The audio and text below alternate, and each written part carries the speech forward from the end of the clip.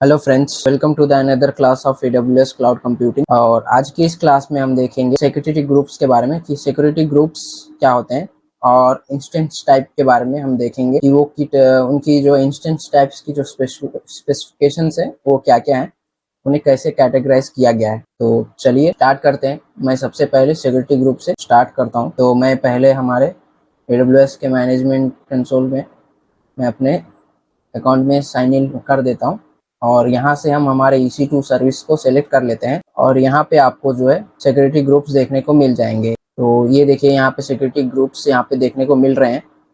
तो जब भी हम हमारा इंस्टेंस क्रिएट कर रहे हैं, हमें वहाँ पे सिक्योरिटी ग्रुप्स जो है दे रहे हैं। तो ये जो सिक्योरिटी ग्रुप है वो क्या होता है, पहले हम उसके बारे में देख लेते हैं। तो सिक्योरिटी ग्रुप्स को आप ऐसे कह सकते हैं कि AWS के अंदर जो सिक्योरिटी ग्रुप होता है वो जो है आपका फायरवॉल होता है।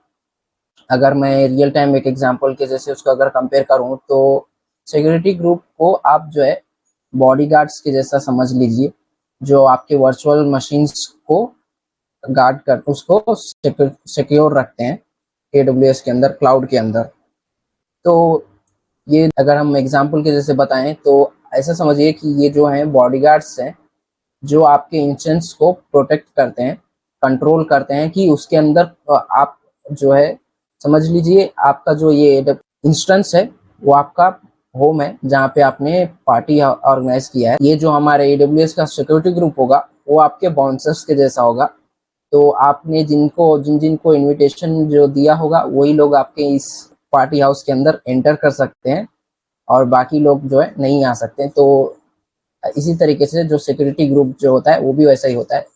तो सिक्योरिटी ग्रुप को हम ऐसे कहते हैं, इस कह सकते हैं कि this protect your instance by controlling who can come in, यानी इनबाउंड जो ट्रैफिक होता है वो, and who can go out, यानी जो आपकी आउटबाउंड जो ट्रैफिक जाती है वो।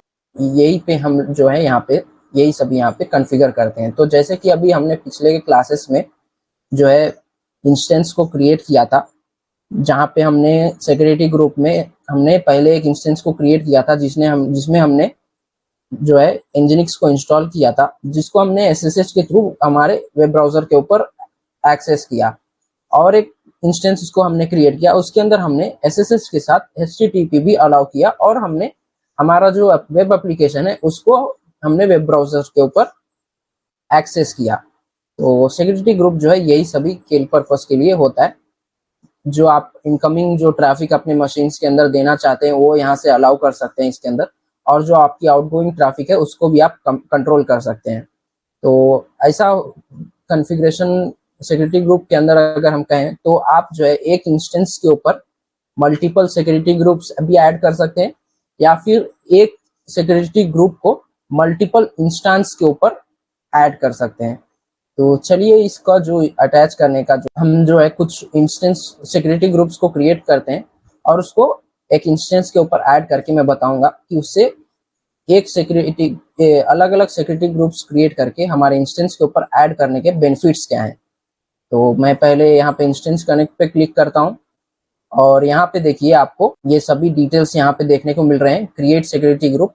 तो यहाँ पर जो है बेसिक डिटेल्स के अंदर आपको सिक्योरिटी ग्रुप का जो आप नेम देना चाहते हैं वो दे सकते हैं। तो मैं पहले जो है SSH सिक्योरिटी ग्रुप बनाता हूँ। तो SSH HT एंड GP में GRP दे देता हूँ, यानी SSH सिक्योरिटी ग्रुप। ऐसे मैंने कुछ ऐसे शॉर्टकट आपको समझ लीजिए कि मैंने शॉर्टकट में मैंने दिया है। यहाँ पे आप जो है अलाउ, बस यहाँ पे जो है आप डिस्क्रिप्शन दे सकते हैं, अलाउ SSH टू डेवलपर, ऐसा कुछ जो है आप जो कुछ भी आपको बस जो है इतना भी आप जो है अगर डिस्क्रिप्शन में बस आपको कुछ मेंशन कर देना होता है। और देन अगर नेक्स्ट आपका इन्फो देखा जाए तो यहाँ पे आपका जो है VPC है, VPC से आप यहाँ से सिलेक्ट कर सकते हैं। तो अभी हमारे पास कोई VPC नहीं है, तो हमारा जो डिफॉल्ट VPC है उसी को हम सिलेक्ट करते हैं, एंड देन यहाँ से आप जो है अपना इनबाउंड और आउटबाउंड रूल्स दे सकते हैं। तो मैं एक सिक्योरिटी ग्रुप क्रिएट करता हूँ जिसके अंदर मैं जो है SSH को ही केवल अलाउ करता हूँ।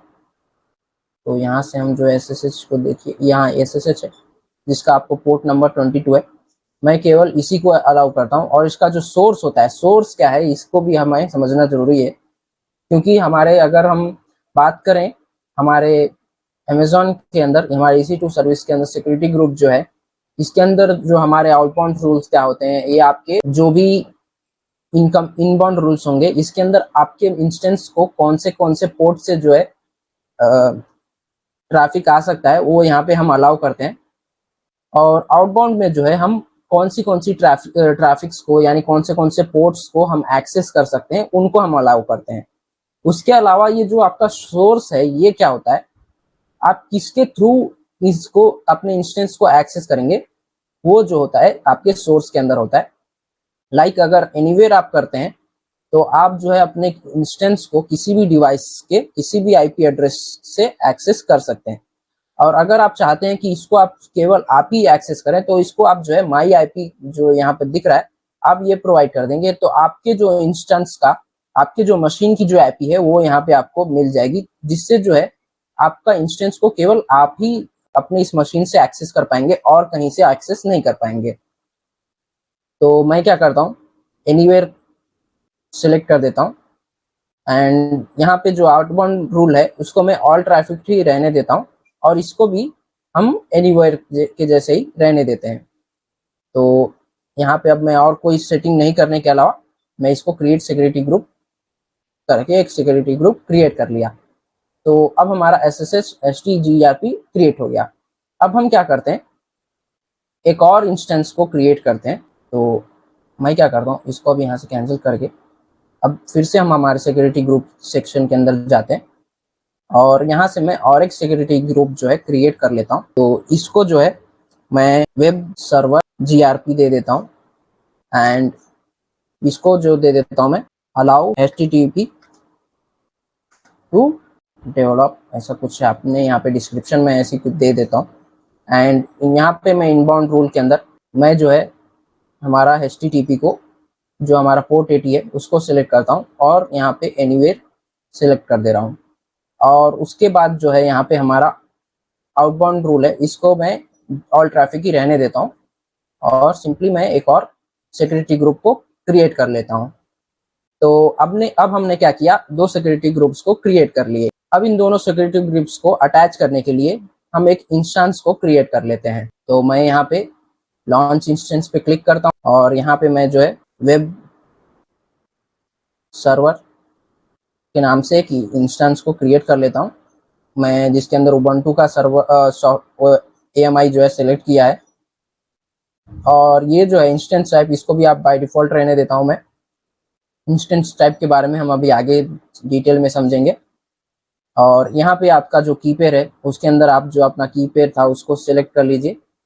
अब नेटवर्क सेटिंग के अंदर जो यहाँ पे आपका फायरवॉल की सेटिंग होता है यानी सिक्योरिटी ग्रुप की जो सेटिंग होती है, वहाँ पे जो है क्रिएट सिक्योरिटी ग्रुप के अलावा आप यहाँ पे क्या करेंगे, यहाँ पे आके select existing security group select करेंगे और यहाँ से आपने जो SSH के लिए जो सिक्योरिटी ग्रुप को जो बनाया था उसको यहाँ से सिलेक्ट कर लेंगे एंड बाकी ये सभी कॉन्फ़िगरेशन जो है वैसे ही रहने देते हैं और लॉन्च इंस्टेंस पे क्लिक करके एक इंस्टेंस को हमारे लॉन्च कर लेते हैं। तो अब मैं इसको ओपन करता हूँ, उसके IP इंस्टेंट IP के क्लिक किया। अब देखिए आपका इंस्टेंस जो है रनिंग स्टेट में भी आ चुका है। तो मैं इस इंस्टेंस को कनेक्ट कर लेता हूँ।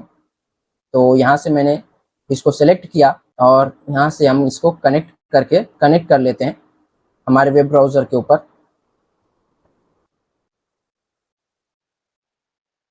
तो अब हमारा इंस्टेंस जो है कनेक्ट हो चुका है। मैं Ctrl L करके स्क्रीन क्लियर कर लेता हूँ और अब जो है मैं यहाँ पे sudo -i करके रूट यूज़र से स्विच कर जाता हूँ और apt get अपडेट कमांड से इसको अपडेट करता हूँ।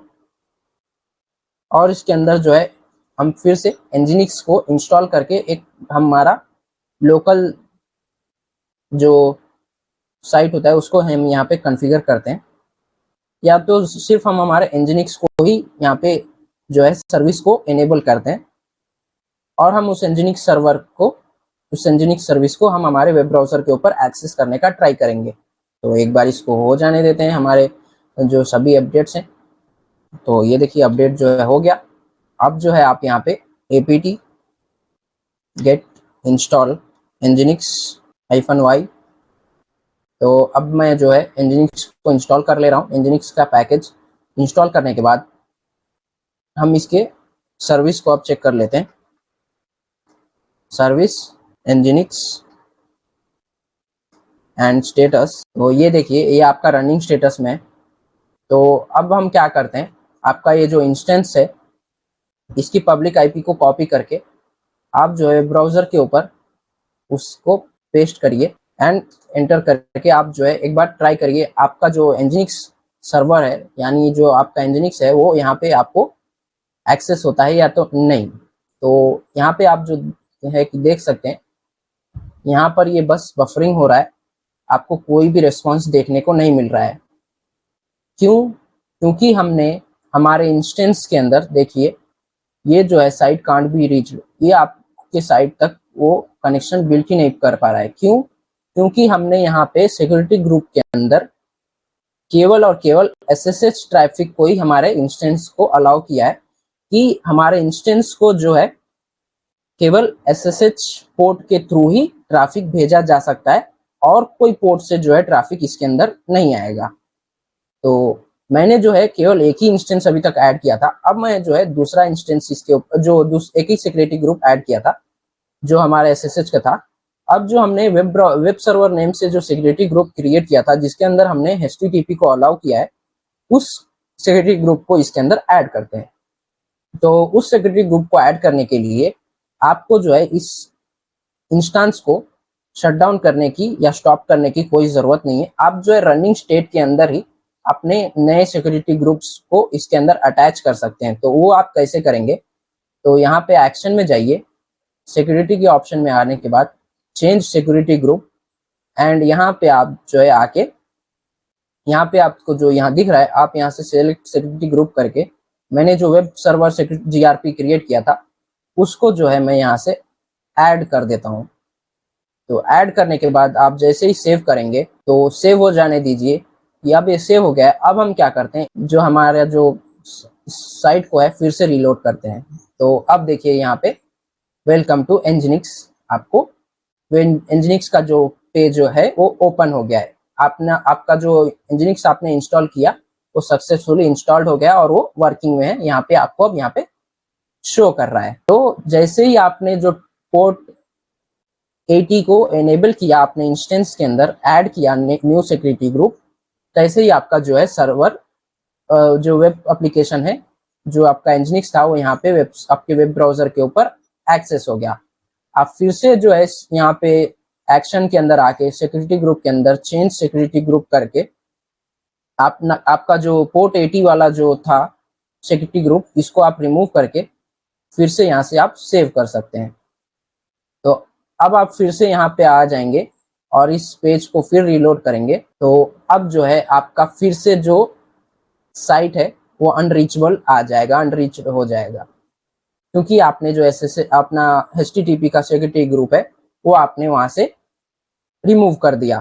तो इससे होगा क्या, सपोज आपने जो है कोई एप्लीकेशन अपना डिप्लॉय किया हुआ है जिसके अंदर आपने एक तो आपके एसएसएच पोर्ट को अलाउ जो सिक्योरिटी अलग अलग सिक्योरिटी ग्रुप्स को अपने इंस्टेंस को ऊपर अटैच करने के बेनिफिट्स मैं आपको बता देता हूं कि हमारे एक इंस्टेंस के ऊपर आपने अलग अलग सिक्योरिटी ग्रुप्स को क्रिएट करके अगर उसके ऊपर अटैच किया है तो उससे आपको क्या बेनिफिट मिलते हैं।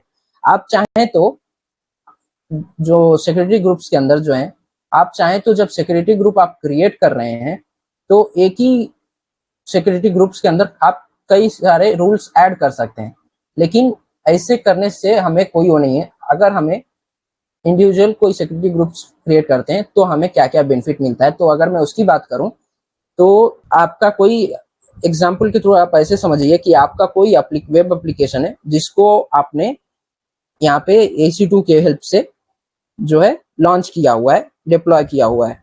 तो आपने उस इंस्टेंस के सर्वर को एक्सेस करने के लिए SSH का पोर्ट यूज किया है और एक और सिक्योरिटी ग्रुप यूज किया है जिसके अंदर आपने उस जो वेब का एप्लीकेशन है उसको एक्सेस करने के लिए उसकी ट्रैफिक्स का इनबाउंड एंड आउटबाउंड ट्रैफिक्स को सभी को कॉन्फ़िगर किया हुआ है।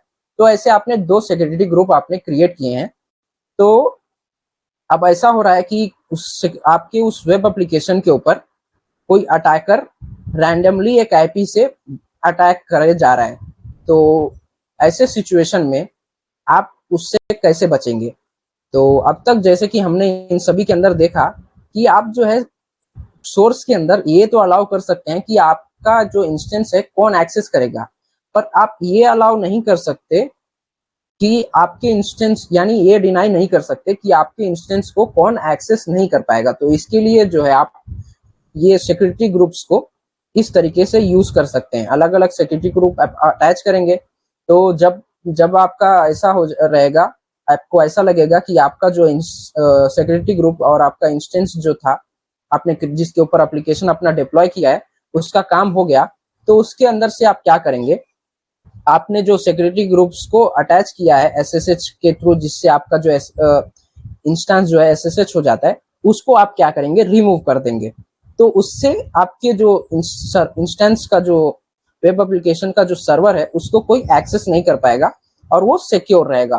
तो ऐसे सिक्योरिटी कंट्रोल करने के लिए आप जो है इन इंस्टेंस के जो सिक्योरिटी ग्रुप के अंदर कॉन्फ़िगर करके आप ऐसे इसको अटैच करके यूज कर सकते हैं। तो आप देखिए आपका जो एक सर्वर सर्विस जो था आपका, ये जो वेब एप्लीकेशन एनजिनिक्स का था, अब यहाँ पे कांट रीच करके आपको दिखा रहा है, क्योंकि हमने यहाँ से पोर्ट 80 को हटा दिया। तो इस तरीके से आप जो है सिक्योरिटी ग्रुप्स को कॉन्फ़िगर कर सकते हैं, जो कि बहुत ही इंपॉर्टेंट होता है आपके, अगर हम बात करें हमारे इनकमिंग और आउटगोइंग जो रूल्स को अलाउ करने के अंदर, ये सभी चीज़ें। और इसके बारे में और भी इसके जो कुछ फीचर्स हैं उसको हम धीरे आगे एक एक करके आगे हम डिस्कस करेंगे।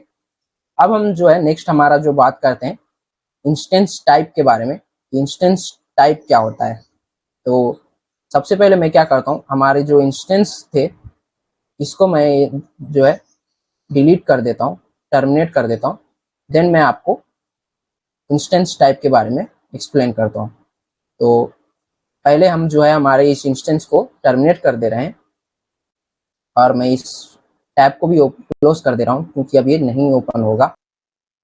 तो इस इंस्टेंस को हम जो है शट डाउन होने देते हैं, यानी टर्मिनेट हो जाने देते हैं। देन जो है हम हमारे इंस्टेंस टाइप का बात, या फिर आप जो है अभी भी यहाँ पे देख सकते हैं, जैसे कि आप जब लॉन्च इंस्टेंस पे क्लिक करते हैं, रिफ्रेश करके देखता हूँ, तो आप जब भी लॉन्च इंस्टेंस पे क्लिक करके कोई एक इंस्टेंस को लॉन्च करते हैं, तो यहाँ पे जो आपके इंस्टेंस टाइप के अंदर जो है आप यहाँ से उसको कंपेयर कर, यहाँ देखिए यहाँ है ना कंपेयर इंस्टेंस टाइप, यहाँ पे आप देखिए इंस्टेंस टाइप आपके कितने 578 आपको इंस्टेंस टाइप जो है देखने को मिल जाएंगे। तो यहाँ पे जो है एक एक इंस्टेंस के जो टाइप हैं उनके अंदर कितने कोर सीपीयूस हैं, उनका आर्किटेक्चर, उसके अंदर आपको कितनी मेमोरी मिलेगी, कितना स्टोरेज रहेगा, कितना नेटवर्क स्पीड कैसा रहेगा, वो सभी की सभी यहाँ पे आप देख सकते हैं। इसके अलावा भी आपको और कुछ स्पेसिफिक चीजों के अंदर आपको अगर उसके अंदर देखना है तो आप यहाँ से अलाउ कर सकते हैं कि किन किन के अंदर आपको हाइपरवाइजर अलाउ है, किन के अंदर आपके फ्री टायर एलिजिबल्स हैं, कौन कौन से एबिलिटी जोन्स के अंदर, किन किन एबिलिटी जोन्स के अंदर है, वो सभी भी आप अगर इन सिक्योरिटी ग्रुप्स ये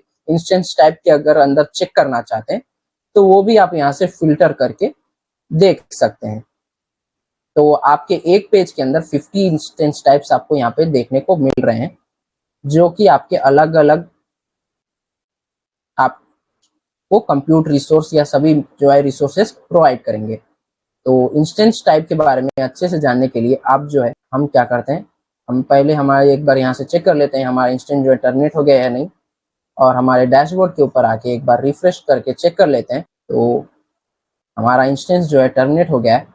अब मैं इसको जो है इन टैब्स को क्लोज कर देता हूँ और हम हमारे AWS के इस टैब में आ जाते हैं, या फिर आप जो है इससे भी बैक करके आप हमारे मैनेजमेंट, जो हमारा मैनेजमेंट कंसोल है, जैसे कि मैंने पहले के वीडियोस में बताया था कि हमारे मैनेजमेंट कंसोल के अंदर आपको जो है आपके डॉक्यूमेंटेशंस मिल जाते हैं। आप जो भी सर्विस को यूज़ कर रहे हैं उसका आपको अगर डॉक्यूमेंटेशन चाहिए तो आपके यहाँ पे डॉक्यूमेंटेशंस के अंदर आपको उन सभी का डॉक्यूमेंटेशन मिल जाता है, उन सभी सर्विसेज के बारे में आपको डिटेल्स में देखने को मिल जाता है। तो यहाँ पर देखिए आपको EC2 के बारे में और पढ़ना है तो यहाँ पे आपको EC2 के पूरा डॉक्यूमेंटेशन मिल जाएगा।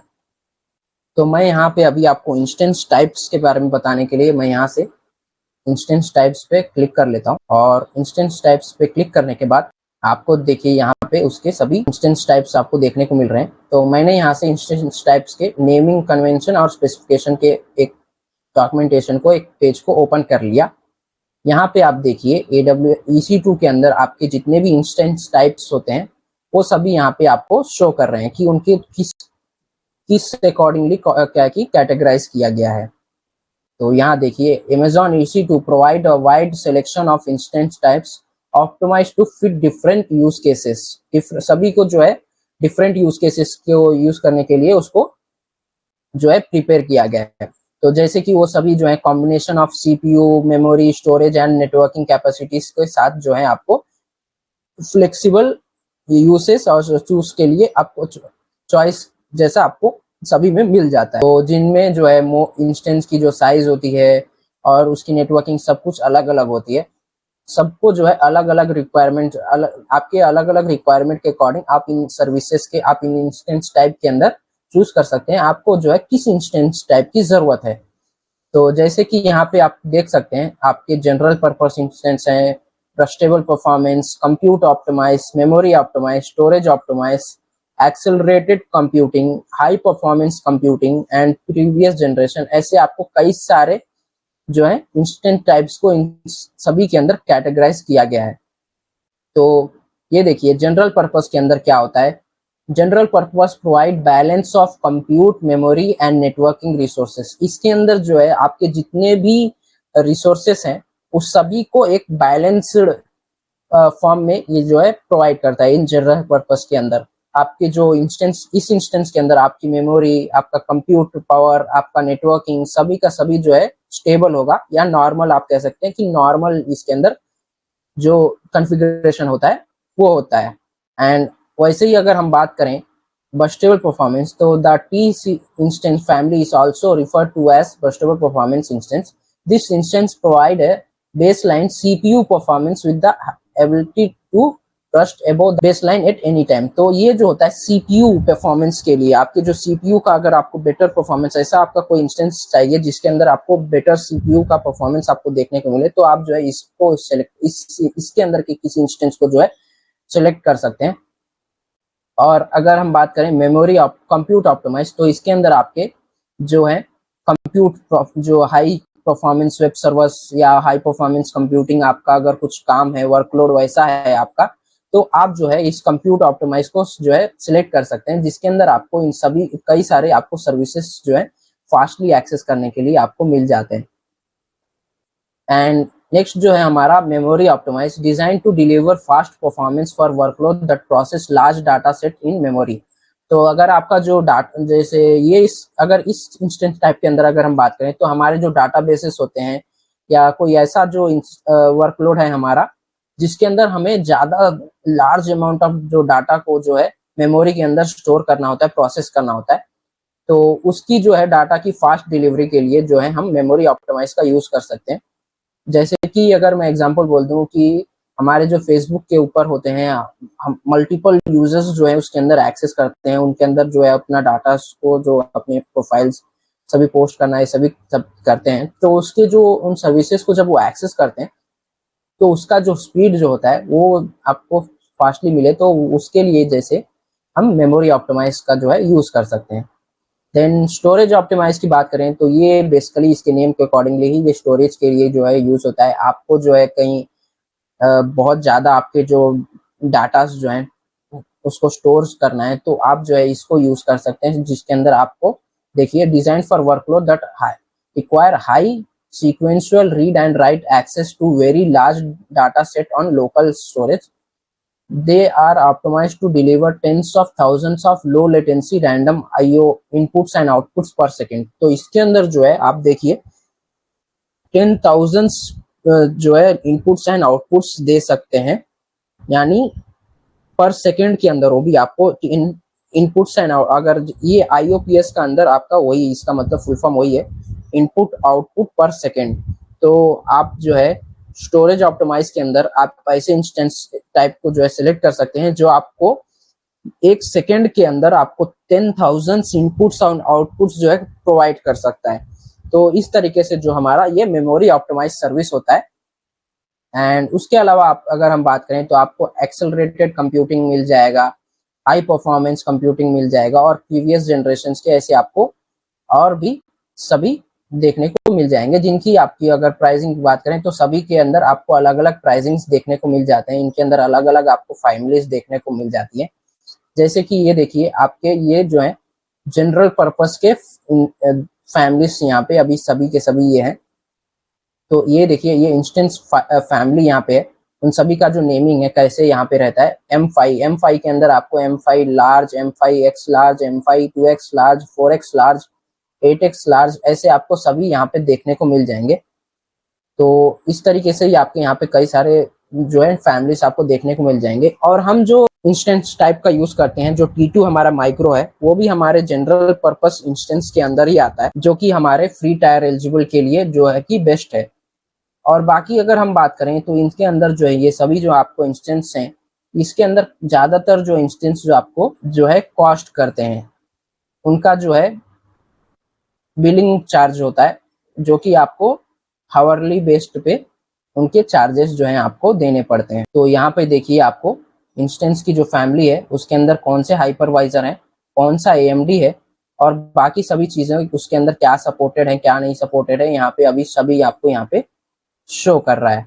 तो और यहाँ पे देखिए यहाँ पे आपको परफॉर्मेंस का भी आपको यहाँ पे शो कर रहा है कि परफॉर्मेंस कैसी है। M5 लार्ज के अंदर आपको 8 GB मेमोरी देखने को मिल जाएगी। इसके यहाँ पे उसका प्रोसेसर के बारे में आपको शो कर दिया है।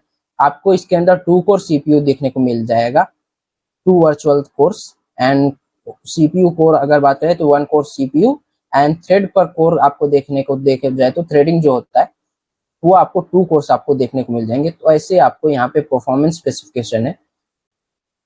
ना केवल इतना ही, इसके अलावा भी आपको यहाँ पे देखिए आपको अलग अलग जो है किसके अंदर एक्सीलेटर मेमोरी अलाउ है, किसके अंदर नहीं है, नेटवर्किंग के लिए कौन से जो सर्विसेज हैं उसके अंदर आपके कितने क्या होते हैं, ये सभी यहाँ पे आपको इस डॉक्यूमेंटेशन की हेल्प से आप सभी यहाँ पे से देख सकते हैं। अब यहाँ पे देखिए जो हमारे स्टोरेज जो था स्टोर के लिए, स्टोरेज जो हमारा ऑप्टिमाइज था, इसके अंदर आप देखिए आप कितने जो है इनपुट आउटपुट जो है रैंडमली वो कर सकते हैं, और ये कितने के अंदर सपोर्ट करता है, ये सभी के सभी यहाँ पे सिक्योरिटी की अगर हम बात करें, ये सभी आपको यहाँ पे इस डॉक्यूमेंटेशन के अंदर देखने को मिल जाएगा। तो आप जो है ये सभी को अगर आप जान गए, तो जैसे कि हमने बताया मेमोरी ऑप्टिमाइज जो है मेमोरी के लिए, मेमोरी अगर आपका ऐसा कोई वर्क है जिसके अंदर आपको मेमोरी का ज़्यादा यूसेज होता है, तो उसके लिए आप मेमोरी ऑप्टिमाइज इंस्टेंस को क्रिएट कर सकते हैं। तो इस तरीके से जो है इंस्टेंस टाइप जो है स्पेसिफाई होते हैं, जिसको हम अलग अलग वे के लिए यूज कर सकते हैं। तो यहाँ पर भी वही आपको ये शो करता है। अगर आप यहाँ से कंपेयर इंस्टेंस टाइप पे क्लिक करते हैं तो यहाँ पे जो है आपके इंस्टेंसेस सभी जो है शो कर रहा है। और इतना ही नहीं, आपके इस इंस्टेंस के ऊपर जो प्राइसिंग होती है वो भी सभी जो है अलग अलग प्राइसिंग होती है।